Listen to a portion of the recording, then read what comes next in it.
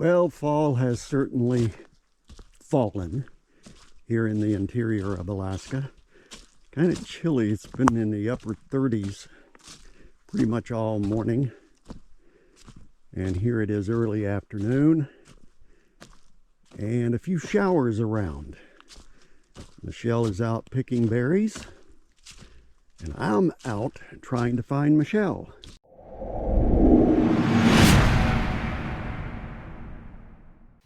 Well, before I take off searching for Michelle, because I don't know which direction to go just yet, I wanted to catch you up on what's happening with the cabin. A lot of folks have asked, so we will do that as of right now.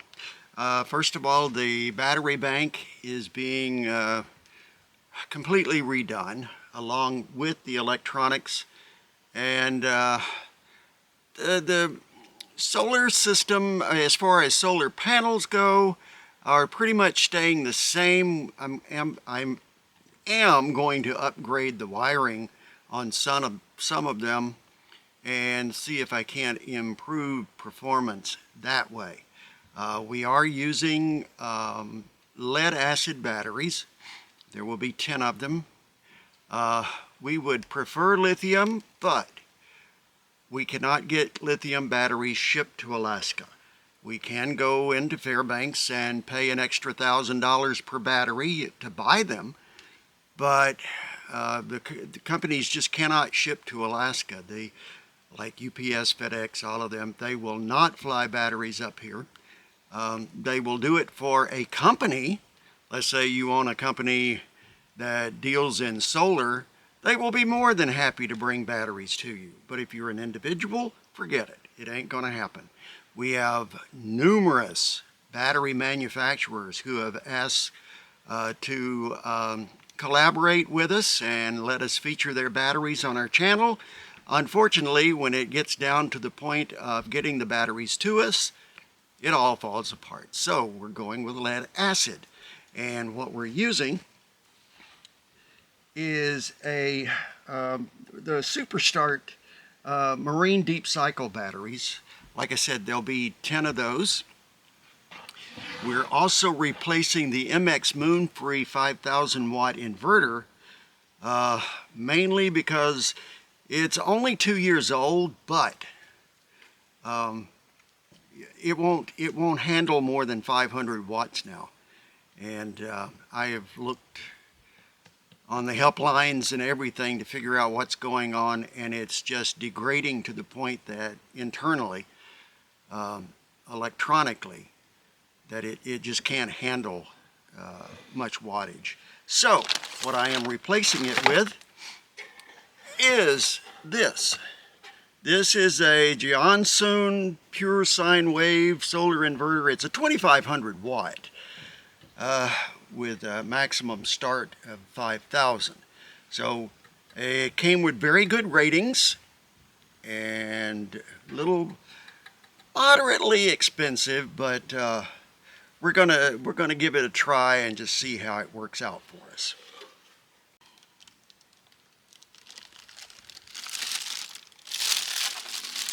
The other item being replaced is the MPPT controller. This is an MPPT, yeah, whatever. But anyway, another moderately expensive little item. What we did, we gave them the total amount of solar panel input, and they matched it to this MPPT controller, and so we're going to be testing it out along with the new inverter. And in this box is a roof mount kit for the Starlink dish. So it's not just sitting up there kind of, has a clamp holding it to the roof right now. So I think this is going to work out much better.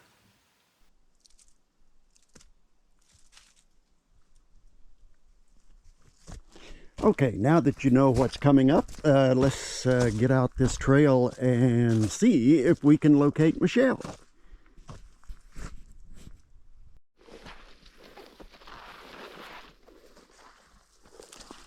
Kind of trying to follow an animal trail here,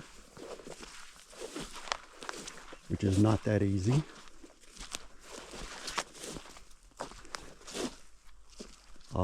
Now it kind of levels out. Still really wet around here.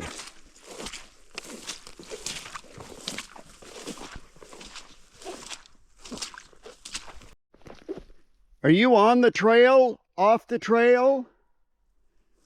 Where are you? Oh, I know. Okay. Yeah. Just.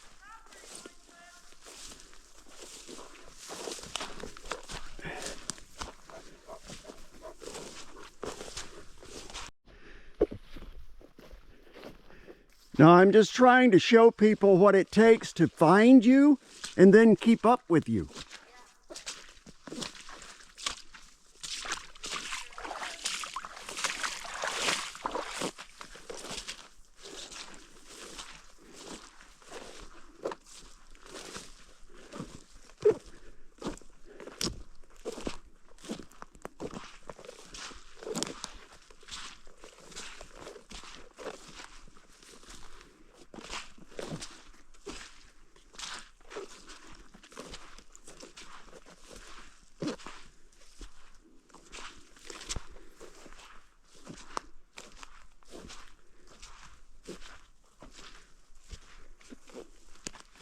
So how well have you done? I've actually had to work for the berries. That's all I've gotten all this time. Yeah. I've actually had to pick a berry here, pick a berry there, pick a berry everywhere. Well, the clouds seem to be kind of moving on out of this area. Yeah, it's a nice little sprinkle.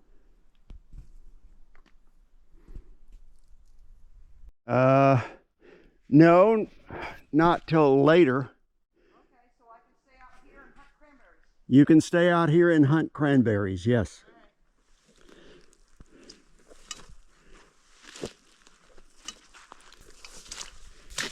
Well, I was able to recover my experimental cell tower, which didn't work. Got this off of Prime, paid a pretty penny for it, and come to find out that the one tower that I can connect to prevents you from actually amplifying their signals. So, of course, the return time period expired, so I can't return this. So I'm stuck with it. I'll try to come up with another use for it or something. And as I traipse along, I find some birch bark. Good fire starter, if I can carry it and everything else.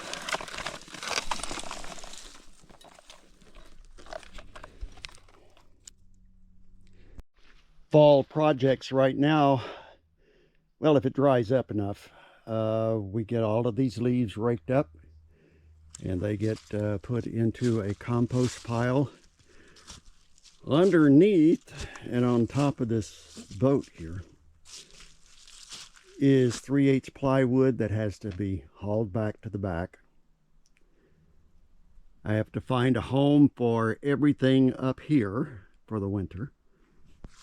And Michelle's wood cook stove is still sitting right here after 4 years. It has to get installed this year. Along with that, the inflatables need to get inflated and stood up, even though I'm going to have a boat on this trailer, the boat that we're using right now, because a lot of work's going to be done on that little boat. Fall gets really busy around these parts this time of the year. And it seems like the work never ends.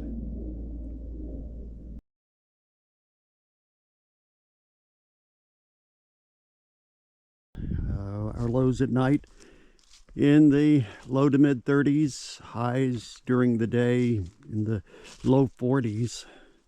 Right now, 2 o'clock in the afternoon, it's only 40 degrees above 0 Fahrenheit. But it is what it is, and it's that time of year. A lot of folks worried about our firewood gathering, and I will explain again. We gather firewood in the winter. Much, much easier to get around. Just hook the jet sled to a snow machine and take off. What we gather during the summer months is usually dead standing that we cut the previous year or maybe 2 years before, and we just leave it piled up. And we'll go back and get it later, especially if it's wood that's not completely dry.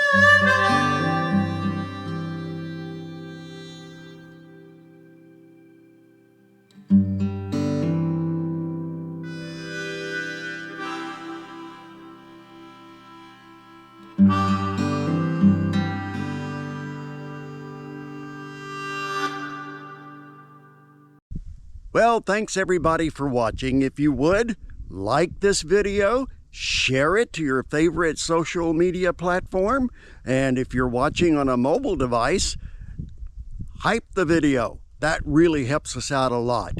Be sure and leave a comment and subscribe to the channel. And we'll catch you next time right here on Alaska Bush Living.